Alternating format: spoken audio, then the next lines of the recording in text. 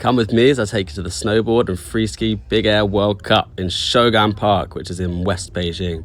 It's really cool because it's this old industrial park that you saw there, which they've been converted into an area for lots of the snow sports and the Winter Olympics HQ. Cool festival vibe with all sorts of drinks and food available that you can bring in to watch the competition.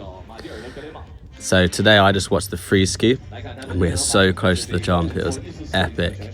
This place is really easy to get to. You can get the subway down. We actually got a taxi and it dropped us off directly outside of the competition. What I do recommend to do is spend a little time just looking around Shougang Park. There's some really nice restaurants, bars, cafes, various other activities to do. So you can spend a whole day out here really looking around. I was really surprised with the amount of talent from all over the world. It's really awesome to see international talent coming together here in Beijing. Make your way down to Shougang Park to see this awesome Winter Olympics legacy.